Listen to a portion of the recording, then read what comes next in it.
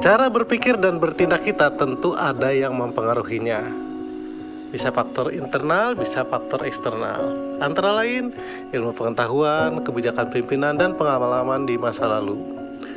Kembali ke Polda Metro Jaya sebagai bintang idola kita. Mengapa sekarang kepolisian, dalam hal ini Polda Metro Jaya, sangat berhati-hati sekali dalam mengungkap suatu kasus, bahkan cenderung sama dengan yang dilakukan oleh Kapolrestabes Solo dalam kasus tabrak lari, mengedepankan adagium atau peribahasa lebih baik melepaskan 1000 orang bersalah daripada menangkap 1 orang yang tidak bersalah.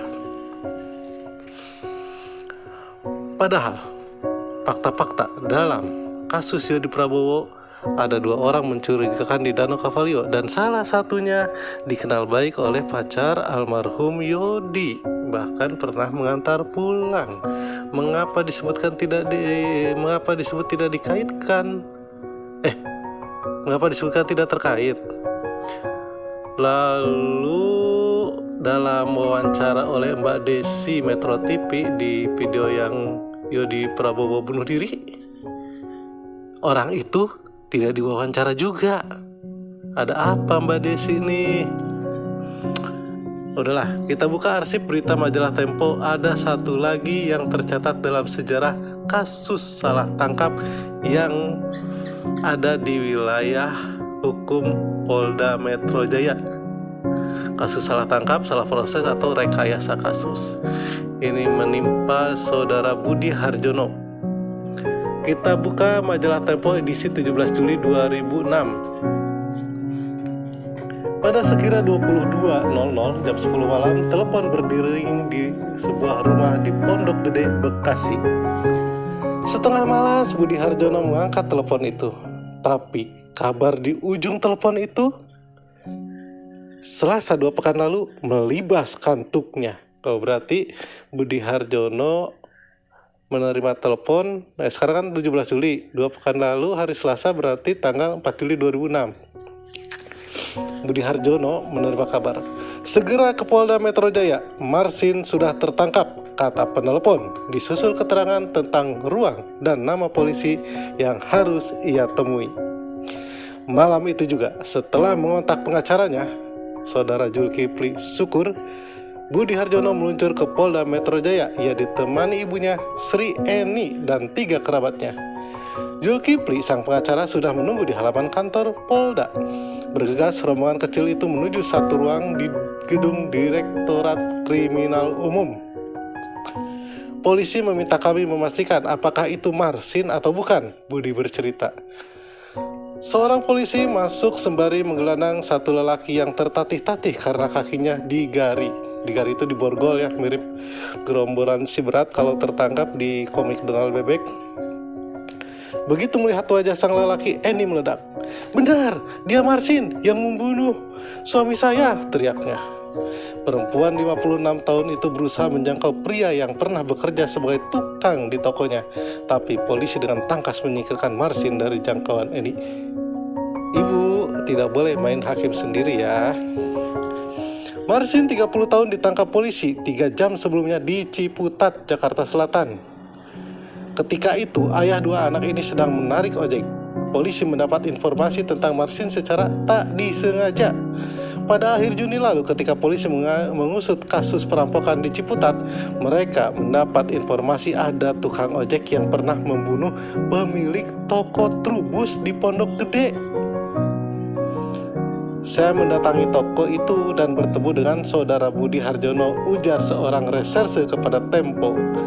Menurut reserse itu, Budi Harjono sempat ketakutan ketika ditemui. Mungkin dia masih trauma dengan polisi, ujar sang reserse. Ini maksudnya Budi Harjono yang tadi ya. Jadi sebelum diterusan biar nggak bingung, jadi Budi Harjono ini bapaknya dibunuh oleh saudara Marsin. Tapi kemudian malah Budi Harjononya yang ditetapkan jadi tersangka. Kita terusin. Kepada polisi, Marsin mengakui perbuatannya. Ia membunuh Ali Hartawinata, ayah Budi, karena dendam. Ia sakit hati karena dipecat, kata Direktur Kriminal Umum Polda Metro Jaya saat itu, Komisaris Besar Muhammad Jailani. 2003 ini ya. Usai membunuh, Marsin kabur ke kampung halaman 2006. Usai membunuh, Marsin kabur ke kampungnya di Cilacap, Jawa Tengah. Polisi justru menuduh Budi Harjono yang berumur 27 tahun saat itu, yang saat itu juga baru 6 bulan diwisuda dari Fakultas Ekonomi Universitas Tarumanegara, sebagai pembunuh ayahnya. Kebayang nggak sedihnya? Udah kehilangan ayah, masuk ke penjara, ditetapkan jadi tersangka oleh bapak-bapak polisi yang tidak profesional saat itu.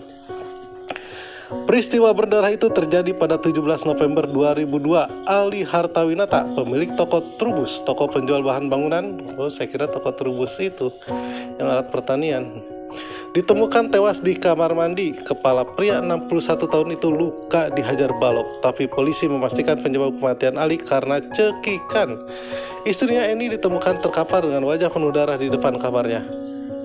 Waktu itu sekelebat saya melihat Marsin. Setelah itu saya tidak ingat apa-apa, ujar Sri Eni bersaksi kepada polisi. 3 hari sebelumnya, Ali memecat Marsin dan Wagiman, 2 tukang asal Cilacap yang dimintanya membuat truk penampung balok-balok kayu. Mereka dipecat karena pekerjaannya tidak bagus, kata Sri Eni. Tapi polisi tak menggubris laporan Sri Eni yang melihat Marsin memukul dirinya dan suaminya. Penyidik Polsek Pondok Gede dan Polres Bekasi menyatakan pelaku pembunuhan itu adalah Budi Harjono, sang anak. Mereka lalu membuat berita acara pemeriksaan yang mereka karang sendiri, ujar Budi. Alasannya tak mungkin pelaku dari luar karena tidak ditemukan kerusakan di pintu. Ini saat itu polisi belum kenal scientific investigation sih. Ya, Pak Kalti, Pak, kalau ada saat itu ada Pak Kelvin mah, Wakil Direktur Reserse Kriminal Umum yang sekarang, nggak akan kejadian seperti ini. Sekarang kan udah ada scientific investigation. Dalam berita acara pemeriksaan versi polisi disebutkan pembunuhan yang terjadi pada sekitar pukul 02.00 itu dipicu pertengkaran Ali dan Eni. Ali yang kalah memukul istrinya dengan balok. Ini yang membuat Budi lantas menggebuk bapaknya, mencekik dan menyeretnya ke kamar mandi.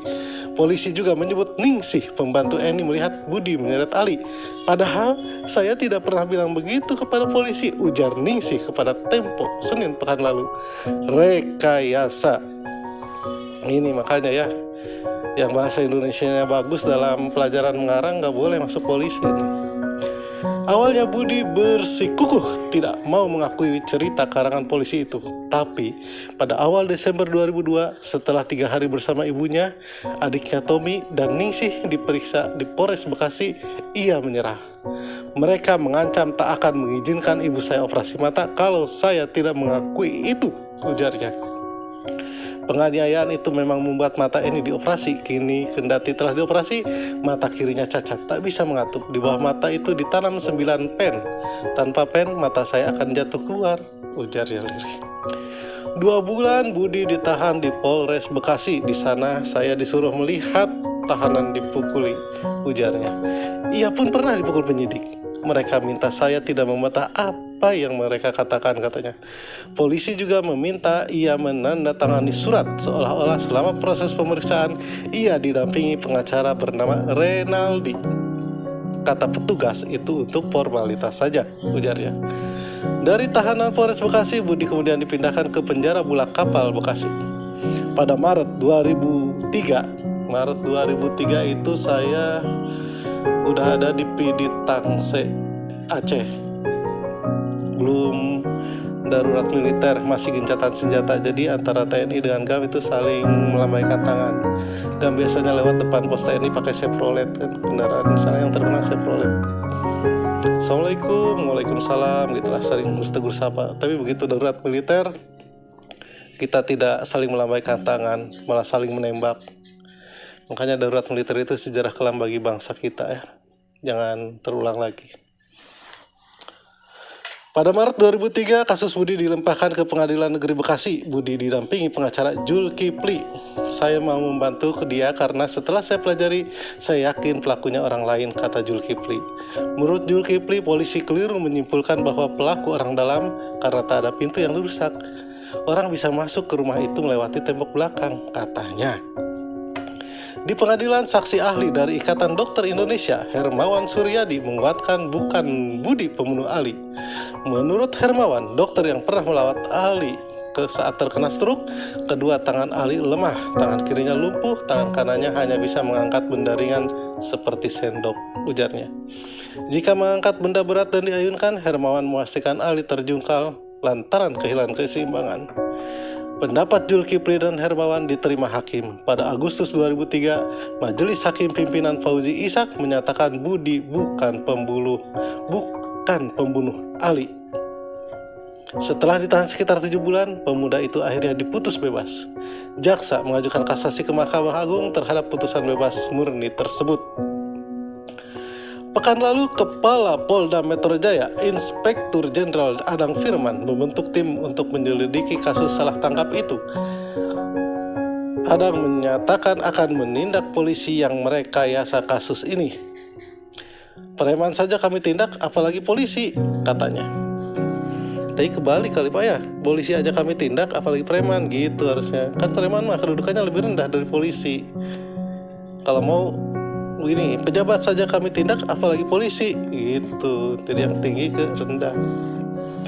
Sejumlah polisi yang 4 tahun lalu memeriksa keluarga Ali sampai kini masih bertugas di Bekasi. Tapi untuk kasus ini saya tidak mau menjawab, takut salah. Ya emang salah tuh. Inspektur 1 Sugeng Sprayito, bekas Kepala Unit Reserse Polsek Pondok Gede yang kini menjabat Unit Narkoba Polres Bekasi. Nah ini, itu Sugeng waktu itu ya. Ajun Inspektur 1 Bambang SP, penyidik Polres Bekasi juga menolak dituduh merekayasa berita acara pemeriksaan Budi. Ia juga membantah memukul Budi agar pemuda itu mengikuti skenario yang sudah ia siapkan. Kalau salah tangkap itu biasa, resiko pekerjaan, katanya. Masya Allah bang. Saya ulangi ya, kata-kata Bambang ini. Kalau salah tangkap itu biasa, resiko pekerjaan, katanya. Bambang menyatakan menyerahkan masalah ini ke atasannya. Masya Allah Bambang, gak boleh begitu. Buat kamu risiko pekerjaan, buat Budi itu risiko kehidupan. Terus diserahkan masalah ke atasannya. Gampang banget Bang. Oh iya, Ajun Inspektur 1 Bambang SP. SP ini apa ya? Sarjana Pertanian atau Sarjana Polisi? Kalau Sarjana Polisi kan SIK, Sarjana Ilmu Kepolisian. SP kalau Sarjana Pertanian, nah ini gara-gara ini beneran gelarnya, atau ini nama Bambang SP. Udah lanjutin lah. Nggak tahu nih, orangnya Bambang SP ini udah, kalau masih hidup kayaknya udah pensiun kayaknya. Atau sudah diinterogasi oleh malaikat Raqib dan Atid. Sekarang lagi dalam penahanan sementara menunggu pengadilan oleh Yang Maha Adil. Akan halnya Marsin, ia sulit diajak berbicara. Ditemui di penjara Polda Metro Jaya Kamis pekan lalu, ia hanya menatap sejenak wartawan Tempo, lalu melengos pergi. Ia tak berbicara dengan orang yang tak dikenal, ujar seorang tahanan. Kabar tertangkapnya Marsin juga sampai ke mantan ketua majelis hakim yang mengadili Budi, Bapak Fauzi Ishak. Saya memang terus memantau kasus ini dan lega mendengarnya, kata Bapak Fauzi Ishak, kini hakim di Pengadilan Tinggi Kalimantan Timur. Menurut Fauzi, dari bukti-bukti pengadilan ia yakin Budi bukan pembunuh bapaknya. Karena itu kami membebaskannya secara murni, ujar beliau. Ini hakim yang cermat. Sesuai dengan hadis Nabi dari Amr bin Al-As bahwa ia mendengar Rasulullah SAW bersabda, apabila seorang hakim berijtihad kemudian ia benar, maka ia memperoleh 2 pahala, dan apabila ia berijtihad namun salah, maka ia memperoleh 1 pahala. Hadis riwayat Bukhari, Muslim, dan Abi Daud dan Ibnu Majah. Ini yang bagus Bapak Fauzi Ishak ini kan. Yang kurang bagus itu hakim-hakim yang puas hanya dengan 1 pahala. Biarin aja salah vonis juga, tetap dapat 1 pahala ini, gitu kan. Lanjutkan, Zulkifli, pengacara Budi, mengharap Mahkamah Agung segera mengeluarkan putusan yang menguatkan putusan Pengadilan Negeri Bekasi. Ia juga meminta polisi bertanggung jawab atas tindakan salah tangkap ini. Siapa yang melakukan rekayasa itu harus dihukum.